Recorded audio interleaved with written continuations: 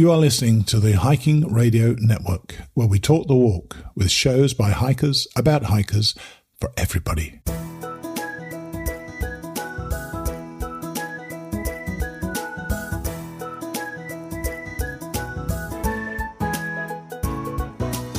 Mighty Blue on the Appalachian Trail, the ultimate midlife crisis.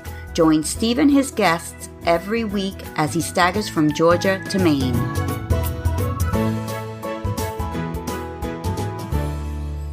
Hey guys, thanks for coming back to the podcast. As you know, I'm about to head out again. In fact, by the time you hear this on Thursday, I should be on trail again. This time, I'm going from Harper's Ferry, so I'll be in or even ahead of quite a bit of the bubble, but I'll have the pleasure of people I've met before overtaking me again as I struggle to get back into hiking shape. I'm really looking forward to it, as I'm sure you can imagine, as I still have a shot of completing my through hike this year, or if I can't quite make it, I'll have a month or so next year to get it done by March the 10th. Anyway, I'll be getting back to my podcast from the trail from this coming Monday, so watch for that. This week on the show, I decided I didn't want to just reach out to somebody to interview. I wanted to do something a little bit different, and I found what I wanted when I was going through some old files the other day. You know, we met Greg Fisher last week, sharing his stories about his own AT journey, which started back in the late 60s. Well, I mentioned that he was a member of the Appalachian Trail Club of Florida, and they got me to do a presentation some time ago at one of their meetings. Basically, all I did was a mind map of all the lessons I've learned on trail, many of which have also bled over into my life. I've been quite contemplative since I've been back, and I've reflected quite a bit on what it is that draws me back out there. I mean, you'd have thought I'd have had enough already this year, given that I've been forced off trail twice already. But no, it's drawing me back there, and I can't wait. Anyway, I'm going to share with you some of those lessons in no particular order, some of which, I'm sure, will resonate with some of you. I've got to warn you, this was done pretty much at the last minute. My voice is a little bit rough, as you can tell it is now, and I only had the barest of notes, so I got a bit lost every now and then. So let's get started after we hear again from our sponsor, Polar Steps. If you're heading out on a long hike this year, which I am, I've got something I think you're going to love. It's called Polar Steps. It's a travel tracking app that's going to become a favourite with hikers. You set your start date, let it run quietly in the background, and it maps your entire journey automatically, all on your own beautiful spinning 3D globe. And don't worry, the tracking feature uses about 4% of your battery on a single charge, so it's not going to kill your phone when you're out there. You can add photos and short journal entries as you go, so your map shows you where you were, and your words remind you of what that day actually felt like. There's a light social layer too. Family and friends can follow along, or you can keep it completely private. As every hiker says, hike your own hike. And when you're done, you can relive the whole thing in the app or turn it into a stunning coffee table book with your route, stats, photos and stories. And did I tell you that it's entirely free to download and use? The only time you'll be paying anything is if you decide to turn your trip into a book. That's Polar Steps. Track it now, treasure it forever. These are general observations, I guess, I've made over the years. I'm not entirely sure where some of these thoughts came from, but and the first one I want to tell you is that you're very safe on trail. I know it's probably different for women than what it is for men, but I've never felt a risk on trail. And I know that when I zip myself into my tent at night, I feel entirely comfortable that I'm totally safe. You know, and I've been in the woods by myself with no one else around at all. But there's a safety feeling to zipping yourself in and bedding down and being comfortable. I don't think I've ever laid awake at night worried about what may be outside my tent. So take that for what it is. Another thing to learn quite early, and I'm terribly slow at getting out of camp, but it's just get on with it. Get on with getting out of camp. And one of the things I do to hurry that up, I set an alarm early. Now, about 5 o'clock I set the alarm because we're going to get a lot of daylight during the summer. I let my AirPad down as soon as I can. So then there's no doubt you've got to get out of bed and get moving. And really get up and start walking whenever you can. It takes me 2 hours to get out of camp, and that's okay. If I get out by 7 o'clock, I still feel I've started quite well. But, you know, and this applies to life as well. Procrastination is such a real enemy to progress, you know, in life and in work. And it's the same on trail. Faffing around, which the Brits call it, faffing around, waiting to do something is not a great move. So just get on with it. And this is obviously a rule we taught pretty early on, leave no trace. Because really no one wants to, no one wants to see your and once more, as we go through life, we shouldn't be leaving a trace of ourselves that's negative. We should be leaving a positive trace of ourselves and trying to be a good example to other people. So leave no trace is important. And as I say, no one wants to see your And I think one of the things that I know was hard learnt for me was keeping a positive attitude, because that expression, embrace the suck, is not an imaginary expression. It means something. This thing can suck quite regularly being on trail. But, there's always going to be bad days, but they will end. At some stage, they're going to end. Maybe 4 or 5 days later, you've been sitting in the rain or walking in the rain for 4 or 5 days, but it does end. And I suppose the best example I can give you for my positive attitude, which is probably unreasonably positive sometimes, I got a blood clot coming back from the John Muir Trail, one of my many failures on the John Muir Trail. And the doctor said to me, because it went to my lung, it was a pulmonary embolism, the doctor said to me, well, it's about a 30% mortality rate. So I said, so you're telling me it's a 70% living rate? And she said, well, you can look at it that way. She said, and I said, I choose to look at it that way. So I try to keep a positive attitude when I can. I don't succeed all the time, obviously. I get down like everybody else gets down. But the more you can see what you're doing in a positive light, it will help you through the trail. I can guarantee that. Now, this is against what I've been doing this year, because this year I definitely prepared for my hike. But what I said at this talk was that preparation is important, but not vital.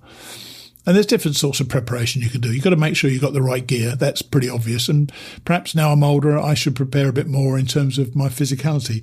But, you really can wing it sometimes. And you can learn along the way as you go. And I learned pretty quickly in 2014 that if I screwed up, I didn't do that thing anymore.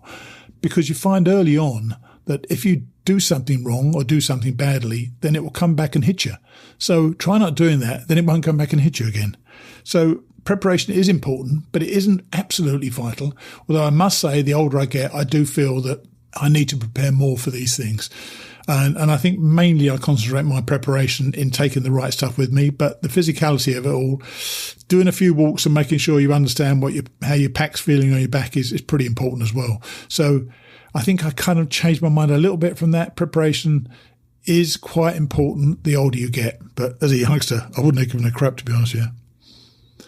Another one is listen to your body, because your body talks to you. And when it talks to you, you should be paying attention. I mean, it's a wonderful thing. And one of the earliest things I noticed in 2014 was that as I moved from a level path and went upwards, or I went downwards, different muscles kicked in and contracted and expanded and took over the job of the muscle next to it. And when something's going right in your body will tell you that as well. You feel invulnerable. And then you find out you're not, of course, and your body tells you you're not as well. So I do listen to my body. And I was talking the other day in one of our Zoom calls, one of our membership Zoom calls, and Dr. Lynn kindly said she thought it was good that I listened to my body when I was on trail and decided not to carry on and come off. And it's because I didn't want to break down further up the trail and get injured and permanently and not be able to carry on at all. Now I'm going back to trail. Who knows? I might be injured on day one, but I've given myself a shot, I think, at doing my through hike after all this year. And that's something, had I carried on from weary feet the other week, I wouldn't have been able to do that. I'm pretty sure I would have made the whole thing worse. So I came home, I reevaluated what was going on, and I went back. I'm going back in a much stronger position than I was in those times. So, listen to your body. As I say, it really does talk to you. And be happy with what the trail gives you. I think in my mind, I'm more defined by my failures than my successes. I learned so much more from failure. I learned on the John Muir Trail that, you can't just turn up and do this thing. Everything has to kick in. You have to be lucky to finish it. And the fact that I failed 3 times with it, and the fact that I've come off the trail twice this year, has taught me a lot about myself, and it's taught me a lot about what it takes to be out there and to carry on and being successful. So I always think back when I had to leave T-Bird and Lider Knot when I was doing the John Muir Trail back in 2016, I think it was, 2017. As we were standing there sort of awkwardly saying goodbye, I said, don't forget T-Bird, we'll always have Katahdin. And we did. We shared Katahdin together, me, Lider Knot and T-Bird. And it was an important thing to keep in your mind that what you have done, you've been successful in some things, but when you fail at something, learn from those failures and those mistakes and make sure you try to not do that again. Of course, I went back and tried to do the John Muir Trail 2 more times. And while I will hardly ever say ever, never rather, I don't think I'll be going back to do the John Muir Trail. It seems to not want me to complete it, but learn from those failures. And I think the fact that I will always have Katahdin shields me against some of the disappointments I've had in hikes in the past. And I feel that, if all else fails, I can look back at my photographs at the top of Katahdin and think, yeah, I've done that. I'm really pleased about that. Another one, a bit like Leave No Trace, that we all know about is Hike Your Own Hike. And everybody has their own story and their own way of hiking the trail. And if others want to do it differently, then that's what works for them. It is none of anybody else's business on how you want to do this. You should never be pressurized to stay in a tramily unless you really want to be there. And you should never be pressurized to not do slack packing, for example. My argument with slack packing is always that I'm taking everything I need for that day on my back. I don't need to take my tent. I don't need to take a lot of other equipment because I'm going back to the place I was the night before. So don't listen to what anybody else says. Design your hike the way you want it, the way you thought about it, the way you've always dreamed about doing it. And it'll be so much better for doing that. You'll really appreciate the fact that you've thought about it. You listen to what people say, you appreciate their opinion, but frankly, you don't care because you want to do what you want to do and you should absolutely do that every single time. One thing I nearly left out, but I'm going to actually say, don't be a jerk. It's easy to be a jerk. And I know that it was several years ago when I was trying to write my first book, I reached out to a bunch of people who I met on the trail. It was a general Facebook post and saying, if you met me, give me your impressions. Was I okay? Was I a bit of an arsehole? What do you think? And one woman, I'll never forget her name, wrote back, Erin, and she didn't like my attitude. And fair enough. Her perception is her reality. That's how she perceived me to be. And I must have been a jerk that day. I don't know what I was doing, but it's stuck with me ever since. I don't want to be a jerk out on trail. I want to be a good person. People ask their opinions and want to talk with me and want to hang out with me. And that's been easier in many ways because of the podcast, but just don't be a jerk. Just be a decent person and then be what I always think is that, I always say that people bring the best version of themselves to trail. I try to bring the best version of myself every single day. I probably fail every now and then, but by and large, I think when people encounter me on trail, they have a reasonable experience with me. Erin clearly didn't, but, and I apologise, Erin. I didn't mean to upset you, but maybe it was also you, that day. You weren't receptive to my brand of humour, I guess. But I would certainly say if that's how you feel about it, I apologise, and I wouldn't want to have made you feel that way. And one that we often talk about on the trail is how life is so much easier with fewer alternatives. You sleep, you get up, you eat, you walk, you sit, you eat, you walk, and then you sleep again. And there are so many distractions in everyday life, and we carry some of those distractions with us, obviously, with social media on the trail, which I don't particularly like, although I tend to do it myself because, I'm doing the podcast. But I think that you'll find that without these distractions, that people have a much better opportunity to intersect with one another on trail. And anybody who's been out on trail for any period of time will know that you sit down in a shelter, and in that shelter, you can have a conversation with somebody that will blow your mind because you may not have met them but 5 minutes before, but you have this commonality of interest. You're hiking the trail.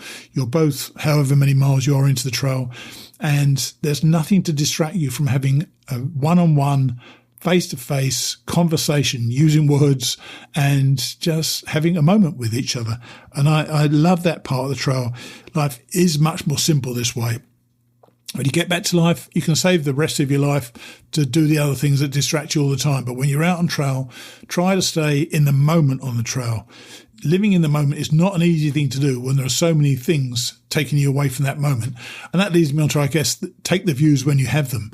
The views on the AT can be few and far between in certain states. So when they're there and when the weather's nice, sit down, in my case, take out your chair and watch those views. Sit there and look at what you're looking at and take it all in and enjoy it, because in 20 minutes time, the fog may roll in or a cloud may roll in and you won't be able to see it. So take the views when they're there.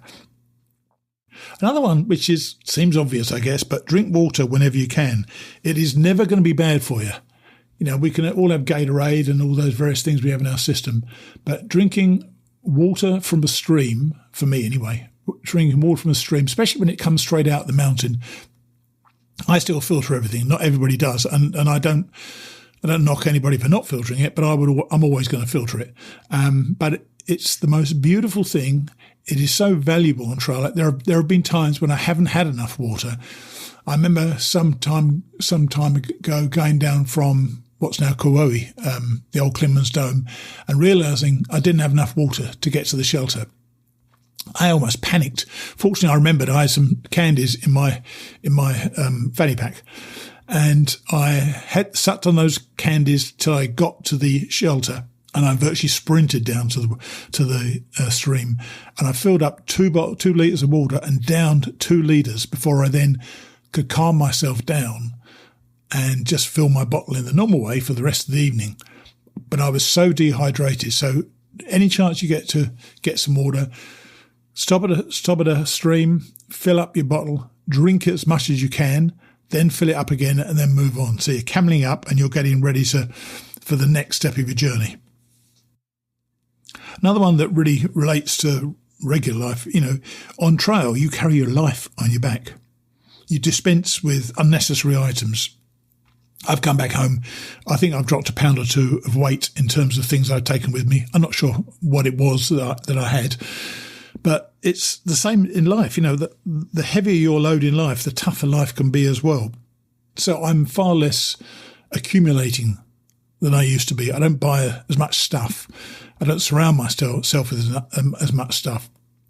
I've still got plenty of stuff from my life. And I've found in the years when I've moved from house to house or relationship to relationship over the years that it is just stuff. And I've walked out of houses and homes that I loved to live in, and yet it was just a building with 4 walls and a door once I moved out of it.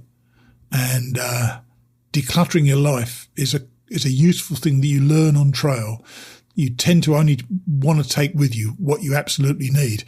And if you're carrying something in your pack that you haven't used for 2 months, you're probably not going to use it, so you don't need that. So, carry your life on your back and enjoy that feeling that wherever you go, your home's going with you. Just keep it as light as you possibly can stand. And you have to follow the path. The trail is this wonderful strip of land which is often no more than a foot wide that stretches from Georgia to Maine. And somebody taught me once that, knowing where you are on the path really isn't important. It goes up, it goes down, and it stays flat. And in life, if you stray, you're going to get lost. Getting back on track is then the only way forward. So don't take shortcuts. When there's a switchback and you can just cut off 20 yards by going straight down the hill, you could just take the switchback and go the way you're meant to be going on the path, and recognise that wherever you are is where you're supposed to be on that day. And that will give you that feeling of staying in the moment, I think, as well. You're on the path, you're exactly where you need to be. And whether you're going up or going down or going flat, this is where you need to be. Try to stay aware in those moments of where you are. Don't get lost. And if you do get lost, go back to the path and carry on from there. And if you ever fall over, get up again. There's just no alternative. you can lie there and cry about it, in which case you're going to die because you'll never get up, or you can get up, dust yourself down, in my case, shout out the number of the fall, and get on with it. Once again, no alternatives, so you have to move on. And this spilled over into my life several years ago. This is before I learned about hiking. I divorced my second wife, who, funnily enough, was also a Dayan. And she said to me the strange thing. She said to me she hadn't realised that she was responsible for her own happiness. And being responsible for your happiness, that really means you've got to be the one who gets yourself up, dusts yourself down and moves on. No one else can do it for you. You've got to be out there. You've got to be ready to carry on. Obviously, if you break a leg, you can't carry on. But by and large, you just have to get up from those falls and manage what you're doing. And one I learned fairly early on was beware of false summits. Going uphill, and this especially was true when I was climbing Blood Mountain first time round, I often thought I was near the top, but I wasn't. I kept going on and on, turning another corner, and I still wasn't at the top. And funnily enough, on Blood Mountain earlier this year, I knew I was going quite well, and I knew I was quite near the top, but I knew I wasn't quite there. And so I didn't worry about those false summits. And that also reminds me of when I used to work. You know, you're working on something, you think you're done, and then bam, another problem pops up, and you have to keep going because you're at this false summit, but you keep pushing through because the summit's going to be there eventually, and you'll make it to the end eventually. But beware of those false summits because they will make you think we're nearly there, oh, we're there. No, we're not there. So that comes up all the time when you're hiking. And also going up Katahdin, once I got to the Tablelands, I thought, well, I'm almost there. And I couldn't see the brown sign for quite a long time. And I'm looking up there. Is that it? Is that it? Is that people up by a sign? No, it's not. And then suddenly it was. And you saw all these people round the sign celebrating. And that was a magical moment. That was not a false summit after several of them. And when you've got it, you're locked into it, and then you gravitate towards it, and you're able to touch the sign at the end, which of course I'm hoping to do later this year. And you should appreciate life's luxuries. I've come home I've been home for about 2 or 3 weeks now, and I did get back into the feral lifestyle when I was out on trail. I did 600 miles, so I was out there for quite a while, obviously. And I'm always aware how much I've taken for granted over the years. And it's being out on trail that makes you appreciate running water, showers, decent soap. And, your definition of luxury will alter on the trail, and it will never go back. You'll appreciate everything you have around you so much more than you did before. And so bear that in mind, because we're lucky people to be able to do this trip, not only for the energy and the adventure and so on, but also for what it teaches us about our own lives and where we fit into those lives. So always be aware of it and appreciate life's luxuries. And when you're out there, the pace of life these days appears to be so fast. We're all rushing around everywhere. Actually, I rush a whole lot less these days, but I think I take time to breathe when I'm on trail. And my pace of life generally is I'm going at a pace I quite like when I'm on trail. It suits me. And I wish I could bring that pace of life back to my life here at home. I don't always succeed, but I think being on the trail makes you realise the need to pace yourself in life. And it's become a benefit that was unrecognised originally, but something I'm much more aware of these days. And so breathe is I guess the takeaway from that. When you get the chance, just sit there or stand there and breathe and enjoy what's going on around you. So that's a bunch of the things I think I've learned in the woods. I can't think of many more right now, but I'd love to hear from you if there's something that you've taken away from your time in the woods, and if you can tell me that it's had quite an effect upon your life. Because we're all trying to improve our lives in different ways, whether it's money, whether it's love, whether it's status, whether it's a job. But there comes a time when you have to accept you are what you are, and you need to be able to appreciate those times and take that breath and make sure that you don't get overwhelmed by the pace of your life. I'm sure all of us experience the trail differently, but I also feel sure that many of you have learned some of these lessons as well. My buddy, Clay Bonneman Evans, wrote a book called The Trail is the Teacher, and he wrote it far more eloquently than I did just then. But it's true, we learn so much when we take a long hike. Now, having done that, I kind of wish I'd taken a bit more time about it. I expect I'll continue to learn stuff on the trail this summer, and maybe some of those reflections will be tested and even changed. I'll soon know, because I'll be back on trail this Thursday. And I'll see you on Monday. Cheers.